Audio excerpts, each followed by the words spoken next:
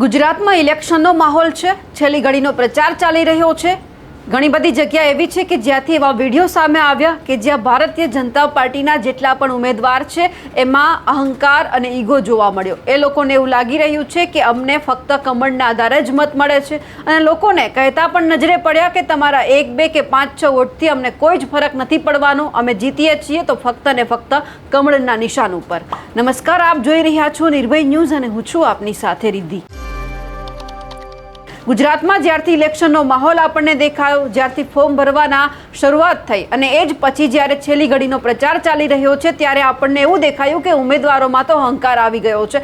એમને એવું લાગે છે કે અમે ભાજપમાં છીએ એટલે અમારી પાસે બધું જ છે, અમારે મતદારોના મતની કંઈ કિંમત અમને દેખાતી જ નથી. લોકો મત આપે કે ના આપે, અમે કમળના નિશાન ઉપર જીતવાના છીએ. જ્યારથી આવો અહંકાર દેખાવા લાગ્યો છે ત્યારથી ક્યાંક લોકોમાં પણ એવું લાગી રહ્યું છે કે આવા લોકોને અમારે મત જ નથી આપવા. અમે મત આપવા જઈએ છીએ તો 5 વર્ષની અંદર અમારા કોઈ કામ થતા નથી.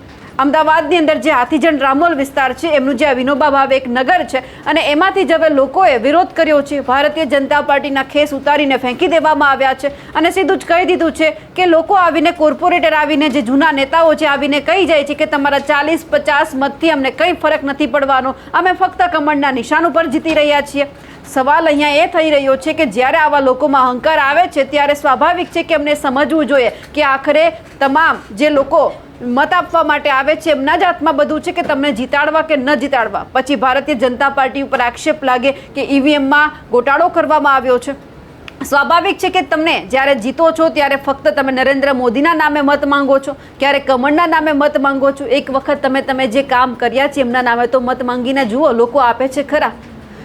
સીધું જ આ લોકોએ કહી દીધું છે કે 5 વર્ષની અંદર એક પણ કામ કરવામાં નથી આવ્યા. અમે હિસાબ માંગીએ છીએ તો કહી દે છે કે હા અમે કરેલા છે, કરીશું. સૌથી પહેલાં તો એ લોકો શું કહી રહ્યા છે કે જેમણે ભાજપનો વિરોધ કર્યો છે ને પોતાના ઉપર જે ખેસ પહેરેલા હતા એ પણ ઉતારી અને ફેંકી દીધા છે. શું કહેતા નજરે પડી રહ્યા છે લોકો, સાંભળીએ.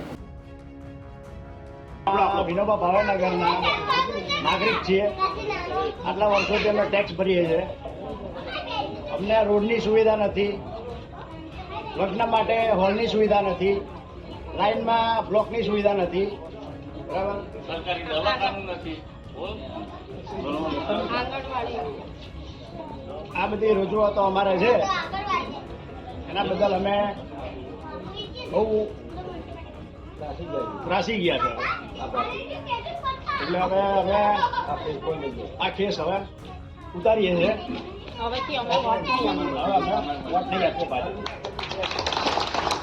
અહીંયા નહીં, यूपीમાં भी हमारी एक कांग्रेस पार्टी છે, हमारे यादव सरकार.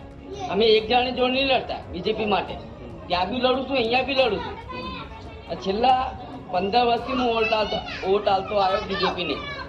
પણ આજે શું, એક દિવસ કોઈ ધારાસભ્ય આવ્યા હતા, મારું મકાન મળ્યું ત્યારે મ્યુનિસિપાલિટી કોર્પોરેશન કહે છે ટેક્સ વગર મકાન નહીં બનશે. પણ ગટર લાઈન માટે કહે છે અમારે તો અંડરમાં આવતું જ નહીં.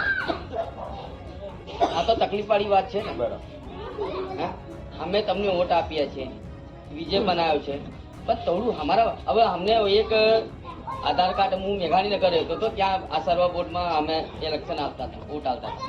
ત્યાં બી આપણે બીજેપીનો વોટ આવતા હતા, અહીંયા બી આવ્યા. હવે અહીંયા વોટ આવવા આવ્યા તો એ ખાલી એક આધાર કાર્ડ બદલાવવા માટે મને 300 રૂપિયા ચૂકવવા પડે.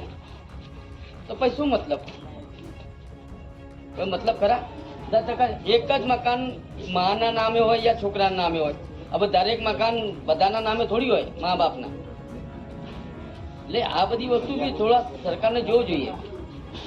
ના આવી રીતે ચાલશે તો અમને બી ઉતારવું પડશે. આવી રીતે સીધી સી વાત. જણાવવાનું થાય છે કે આટલા વર્ષોથી અમે મમ્મી જ્યારે એની મોટરનો મારો જન્મ અહીંયા હતો, આટલા વર્ષોથી રહીએ છીએ. ઘણું બધું બજેટ આવે છે, ઘણું બધું બજેટ ફાળવવામાં આવે છે. મોટો તો ત્યાં સુધી અમે ભાજપને જ વોટ આપવામાં આવ્યો છે. અહીંના જે સ્થાનિક કોર્પોરેટર છે એમને જ અમે વોટ આપ્યો છે લાઈન તરફથી. બટ અમે ક્યાંક જઈએ છીએ રજૂઆત કરવા અહીંના સ્થાનિક કાર્યકર્તાઓને, તો કોઈ પણ પ્રકારનો અમને રિસ્પોન્સ આપવામાં આવતો નથી. એમના સાથે રજૂઆત કરી, એમનાથી કંઈ કામ નથી થતું. અમે કે આગળ જઈએ તો અમારું કામ છે એ લોકો આવીને અટકાવી દે છે કે ભાઈ તમારું કામ આમ છે તેમ છે, દિવસો બતાવવામાં આવે છે. તમારો કોઈ પક્ષ સાથે બી લેવા દેવા નથી, કે કોંગ્રેસ હોય, ભાજપ હોય કે આમ આદમી પાર્ટી હોય, અમે બધા સાથે સેમ છે. પણ અમારી સાથે અન્યાય એ થયો કે અમારે ત્યાં મિટિંગ થઈ હતી. મિટિંગ બાબતે કાર્યકર્તા આવ્યા હતા, એમનું માન સન્માન જાળવીને અમે શાંતિથી મિટિંગ પૂર્ણ કરી છે. એમને ખ્યાલ છે ને ગયા છે. એમના ગયા પછી ત્યાંના કાર્યકર્તા બે અહીંના સ્થાનિક લોકો આવીને અમને ધમકી આપે છે કે તમે અમારી જોડે કેમ ના આવ્યા. જે સ્થાનિક કાર્યકર્તા છે આજ સુધી અમારી લાઈનમાં આટો મારવા બી નહીં આવ્યા. તમારે પૂછવું હોય તો 200 લોકો બેઠા છે, તમે એમને પૂછી શકો છો. આજ સુધી આવ્યા નથી. અમે ક્યાંય રજૂઆત કરીએ છીએ તો એ લોકો અમને દબાવવાની કોશિશ કરી રહ્યા છે. એટલે આ મુદ્દો છે. તો આ ભારતીય બંધારણ હેઠળ મત આપવાનો અમને અધિકાર છે. તો ભાજપને આ વર્ષે અમે વોટ નહીં આપીએ. આ બદલ એ પ્રમાણે અહીંના જે કાર્યકર્તા છે એમને અમને એવું કીધું હતું કે ભાઈ તમારા 40-50 વોટથી કે 100-200 વોટથી અમને કોઈ ફરક પડતો નથી, બરાબર છે. અને તમારે મૌલિક પટેલને મળવું હોય, આગળ જવું હોય, તમારે જે અમારાથી તમને કોઈ ફરક પડતો નહીં. એટલે અમને બી એમનાથી ફરક પડે છે. એટલે આજથી અમે આ ભાજપનો ફેસ મૂકી દઈએ. જ્યારે આવા વિડીયો સામે આવે છે ત્યારે ખરેખર એવું લાગે છે કે ખરેખર લોકશાહીની અત્યારે હત્યા ક્યાંક થઈ ગઈ છે.